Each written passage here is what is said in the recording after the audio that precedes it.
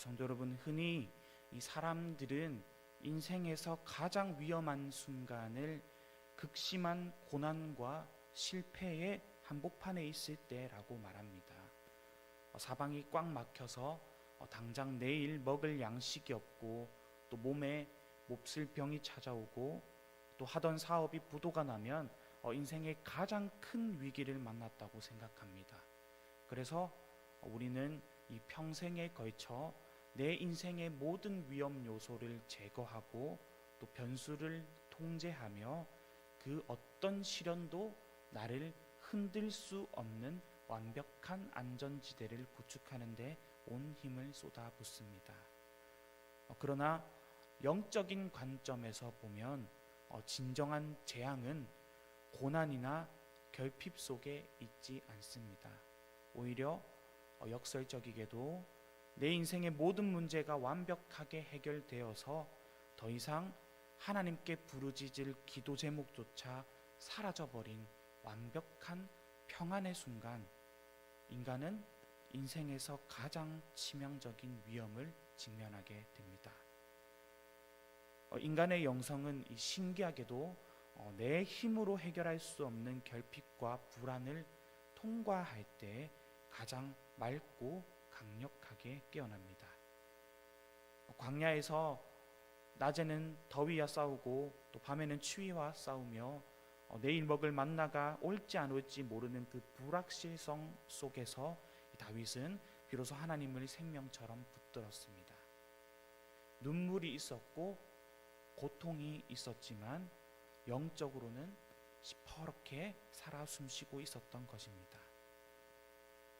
그런데 내 인생에 더 이상 광야도 없고 또 사울왕 같은 대적도 없고 3년 연속 기근 같은 위기도 없이 내가 바라고 기도하던 모든 제목이 100% 완벽하게 성취되어서 더 이상 하나님을 애타게 찾지 않아도 내 삶이 아무 문제 없이 굴러가는 상태가 되면 우리 영혼은 자극을 잃고 또 조용히 썩어가기 시작합니다.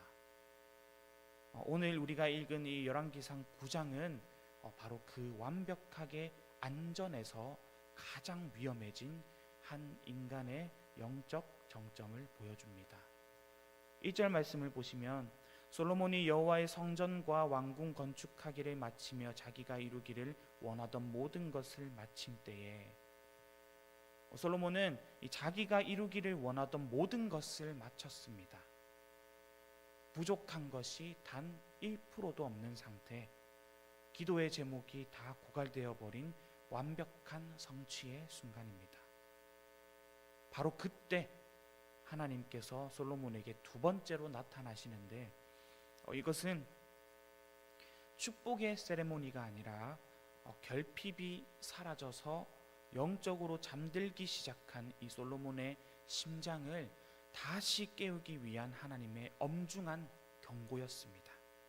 3절 말씀처럼 하나님은 모든 것을 이루어서 도취해 있는 이 솔로몬에게 나타나셔서 먼저 그의 수고를 위로하시면서 이렇게 말씀하십니다. 내 기도와 간구를 내가 들었고 이 성전을 거룩하게 구별했다. 성전 외형의 화려함이 성취된 순간입니다. 그러나 하나님은 곧바로 본론을 찌르십니다. 본론으로 찌르시는데 4절 말씀입니다. 내가 만일 내 아버지 다윗이 행함같이 마음을 온전히 하고 바르게 하여 내 앞에서 행하며 내가 내게 명령한 대로 온갖 일에 순종하여 내 법도와 율례를 지키면, 하나님은 솔로몬이 지은 이 눈부신 황금 성전을 보면서 감탄하지는 않으셨습니다. 대신 그의 신앙의 모델로 가난하고 거친 광야를 굴러다녔던 그의 아버지 다윗의 길을 제시하십니다. 다윗이 행한 것처럼 마음을 온전하게 하고 바르게 하여 하나님의 말씀에 순종하라는 요구였습니다.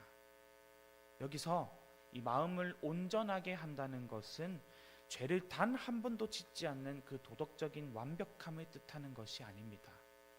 우리가 잘 알다시피 다윗도 씻을 수 없는 큰 죄를 지었던 연약한 인간이었습니다. 그러나 다윗은 죄를 지었을 때 뼈를 깎는 회개로 하나님 앞에 중심을 돌이켰고, 또 그의 인생 전체 우선순위는 언제나 하나님 한 분뿐이었습니다.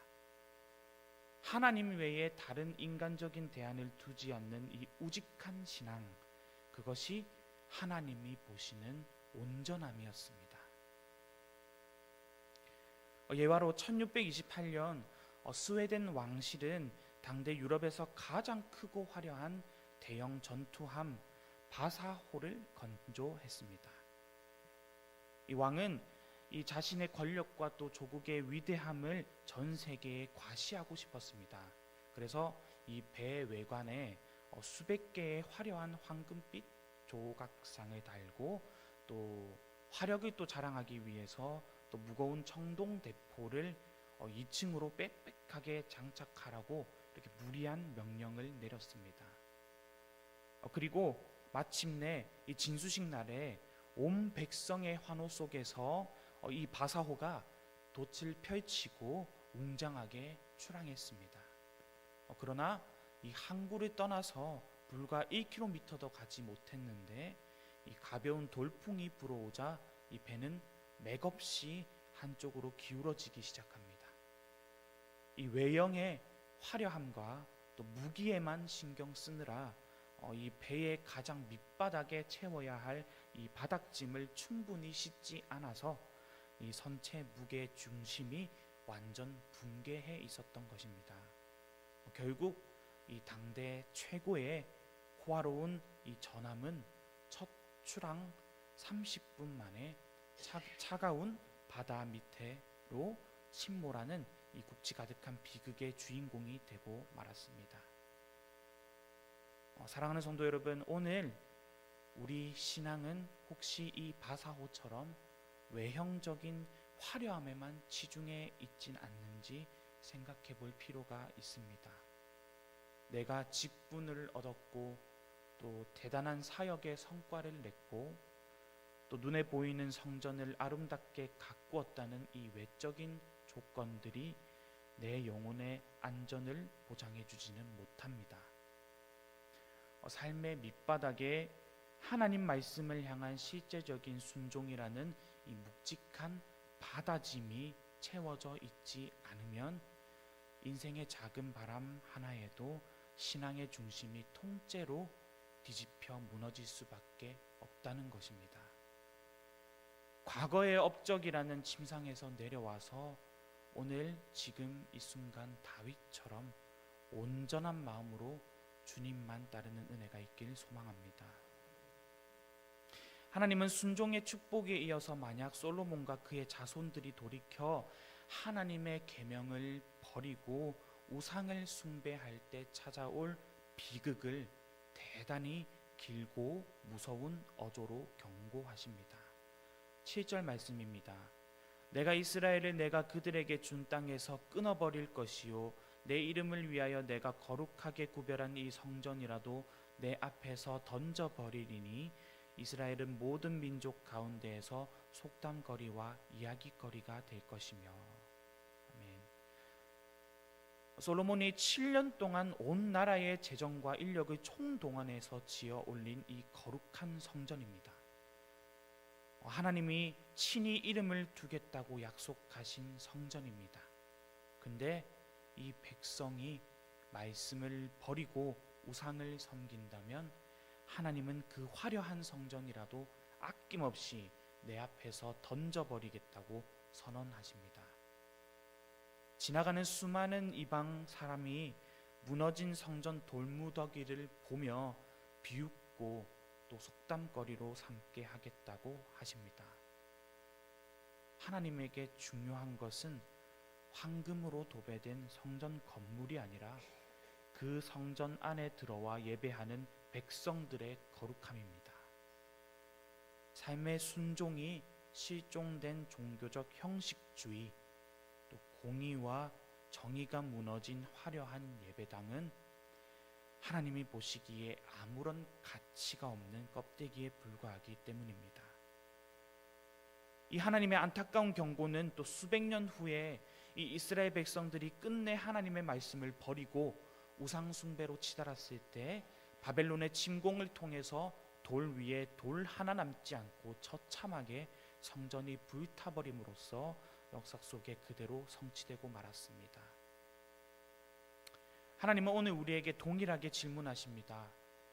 교회 안에서의 종교적인 모양은 화려하지만 일상의 가정과 삶의 일터 속에서 말씀대로 살아내는 치열한 순종이 없다면 그것은 언제 무너질지 모르는 모래 위의 성전입니다.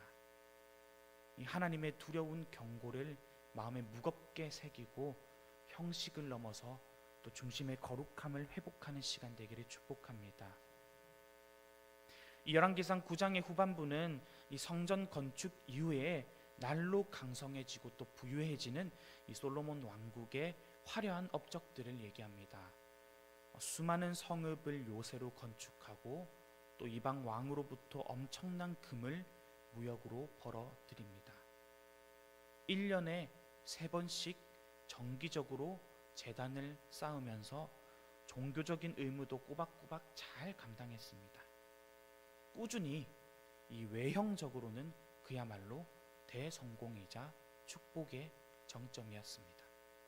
그러나 이 성경은 이 화려한 번영의 기록 속에서 이 솔로몬의 내면에서부터 서서히 싹트고 있는 영적 타락의 어두운 복선과 그림자를 은밀하게 고발하고 있습니다. 첫째로 이 솔로몬은 건축 자재를 대준 이 두로 왕 히람에게 감사의 표시로 이 갈릴리 땅의 성읍 20개를 경솔하게 넘겨주었습니다. 비록 쓸모없는 땅이었다 할지라도 하나님이 지파별로 분배해 주신 이 거룩한 약속의 기업을 이방 왕에게 넘겨준 것은 이 솔로몬의 영적 분별력이 점차 무뎌지고 있음을 보여줍니다. 그리고 두 번째로 이 솔로몬은 나라의 안전을 지키기 위해서 군사력의 상징인 병거성과 또 마병의 성들을 무수히 건축했습니다. 또한 이 애굽 왕 바로의 딸, 즉 이방 여인과의 정략 결혼을 유지하면서 그녀를 위한 화려한 궁을 또 따로 지어 주었습니다. 이것은 이 신명기 17장에서 하나님이 경고하신 이 왕의 규례, 마병을 많이 두지 말 것이요 아내를 많이 두어 그의 마음이 미혹되게 하지 말라 하신 하나님의 명령을 정면으로 위반하기 시작한 영적 탈선의 신호탄이었습니다. 솔로몬은 이 눈에 보이는 군사력과 세상의 외교 방식을 하나님보다 더 의지하기 시작한 것입니다. 솔로몬은 여전히 제사를 드리고 있었지만 그의 삶의 구석구석에는 이미 순종의 궤도를 이탈하는 미세한 균열이 발생하고 있었습니다. 성공과 부귀영화에 취해서 하나님의 두 번째 경고를 가볍게 흘려 들어버린 것입니다. 말씀을 맺겠습니다. 사랑하는 성도 여러분, 오늘 하나님께서 모든 사역을 성공적으로 마친 솔로몬에게 두 번째로 나타나셔서 하신 말씀의 본질은 너무나도 명확합니다. 네가 나를 위해 눈부신 황금 성전을 지어 바친 것보다 네 일상의 삶 속에서 내 말에 겸손히 순종하며 사는 것이 훨씬 더 중요하다는 것입니다. 우리의 인생의 기도의 제목들이 응답되고 또 세상적인 성공과 평안이 찾아왔을 때가 바로 영적으로 가장 깨어 있어야 할 때입니다. 이제 이만하면 됐다, 내 신앙 건물은 튼튼하다 하고 방심하는 순간 우리의 내면에는 이 세상적인 방법을 의지하려는 교만이 싹트게 됩니다. 오늘 이 아침에 눈에 보이는 화려한 업적보다 직분이라는 모래 위의 신앙을 과감히 내려놓고 오늘 하루의 삶 속에서 작은 말씀 하나라도 철저히 지켜내어서 무너지지 않는 반석 위에 믿음의 집을 짓는 신실한 주님의 백성들이 되시길 주님의 이름으로 간절히 축복합니다. 기도하겠습니다. 우리의 심령을 불꽃 같은 눈으로 감찰하시는 하나님 아버지, 오늘 말씀을 듣고 깨닫습니다.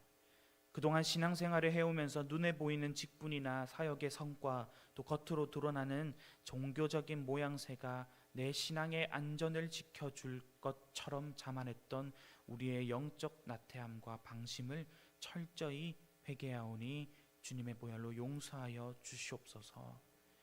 아무리 웅장한 성전이라 할지라도 말씀에 대한 순종이 없으면 내 앞에서 던져버리시겠다 하신 공의의 하나님을 기억하게 하여 주시옵소서. 또 이 시간 주님께 귀한 예물 올려드립니다. 인생의 모든 성공과 물질 그리고 평안의 지경을 넓혀주시는 분이 오직 만군의 여호와 하나님 한 분이심을 고백합니다. 내 힘과 능력으로 이룬 것처럼 교만해지지 않게 하시고 모든 것이 주님의 은혜임을 고백하며 구별된 마음과 정성을 담아 예물 올려드립니다. 이 예물이 쓰이는 곳마다 외형적인 화려함에 도취해 죽어가는 영혼들이 본질의 복음 앞에 무릎 꿇는 역사가 일어나게 하시고, 또 우리 교회가 건물의 웅장함을 자랑하는 교회가 아니라 영혼의 거룩함과 말씀의 순종을 자랑하는 살아있는 영적 공동체가 되게 하여 주시옵소서. 특별히 이 물질을 통하여 우리 주일학교 자녀들이 세상의 성공 기법을 배우는 것이 아니라 어떤 유혹 속에서도 다윗처럼 마음을 온전하게 지켜내는 말씀의 용사들로 양육되게 하여 주시옵소서. 오늘 하루도 내가 서 있는 가정과 일터에서 하나님 보시기에 온전하게 걸어가기를 원하오며 우리를 반석 위에 세우시는 예수 그리스도의 이름으로 간절히 기도드립니다. 아멘.